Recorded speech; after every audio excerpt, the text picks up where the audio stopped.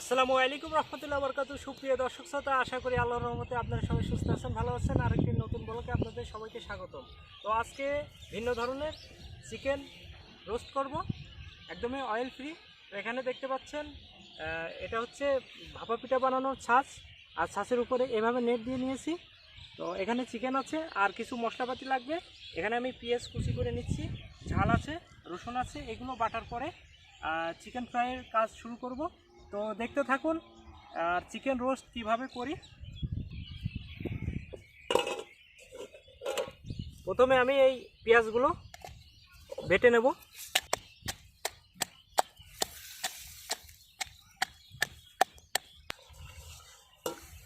এবার দিয়ে দেব রসুন আর কাঁচা লঙ্কা।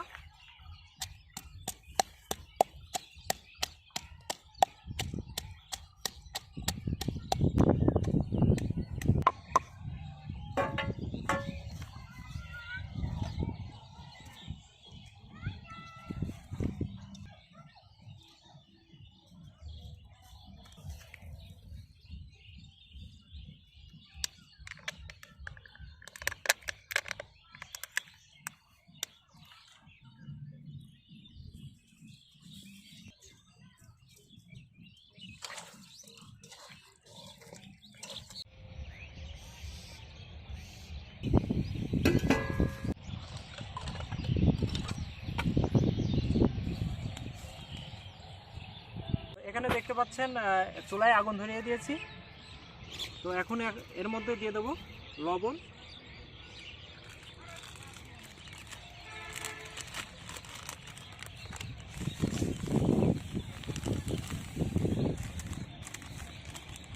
আর লবণটা দেওয়ার ফলে এখানে হিট হবে,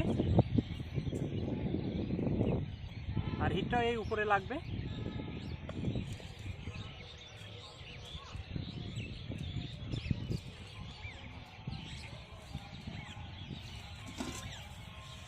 তো এখন দেবো এই চিকেনগুলো মশলা মিশানোর পরে। তো 1 ঘন্টা চিকেনগুলো রেখে দিয়েছিলাম। তো এখানে দেখছেন এই চিকেনের মধ্যেও মশলাগুলো চলে গেছে। এখন এই চিকেনগুলো এর উপরে দিয়ে দেবো। বিসমিল্লাহ।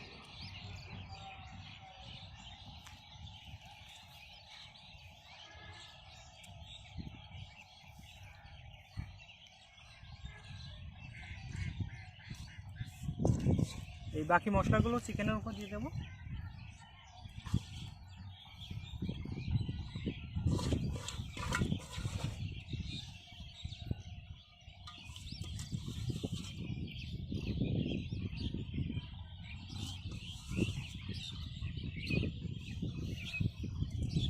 চিকেনটা এখন ঢেকে দিতে হবে আর চুলায় জাল দিতে হবে। এর মধ্যে আছে লবণ, লবণের হিটটা উপরে আসবে আর চিকেনগুলো ফ্রাই হয়ে যাবে। চিকেন রোস্টের জন্য চুলায় জাল জ্বলছে। তো এখন আমি একটা সস বানাবো চিকেন রোস্ট খাওয়ার জন্য। তো দেখতে পাচ্ছেন এটা হচ্ছে কাসুন্দি। প্রথমে কাসুন্দি দেবো,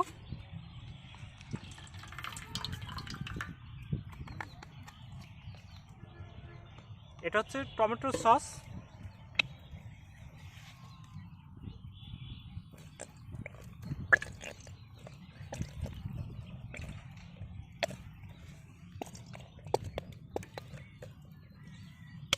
টমেটো সস দিলাম। এটা হচ্ছে চাট মশলা,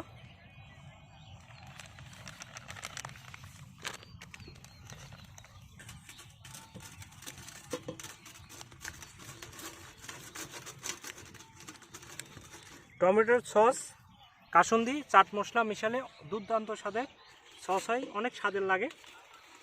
আর এগুলো রোস্ট, চিকেন ফ্রাই, যত প্রকার ভাজা পোড়া আছে খেতে অনেক ভালো লাগবে।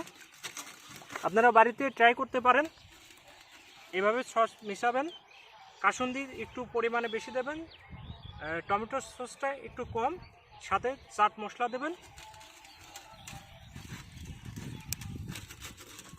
তো আমাদের সস রেডি। তো অনেকক্ষণ ধরে জাল দিচ্ছি। তো বিসমিল্লাহ করে তুলে দেবো। বিসমিল্লাহ। তো এখন উল্টাই দেবো।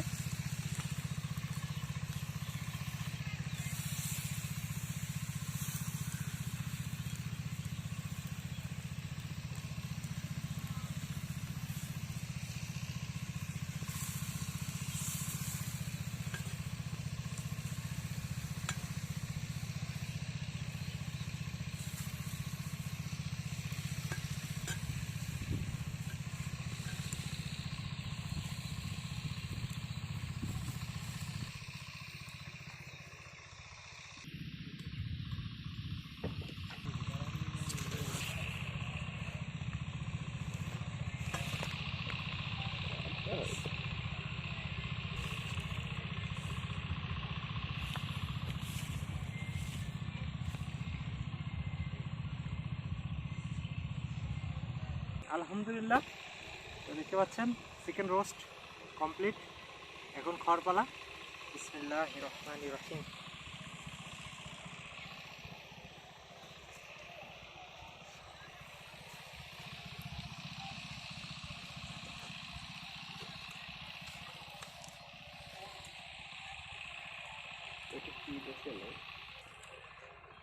বিসমিল্লাহ।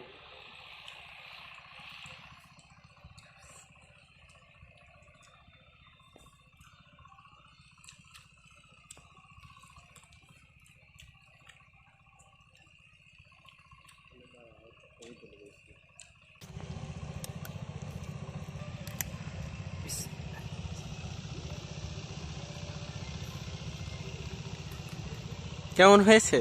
অসাধারণ।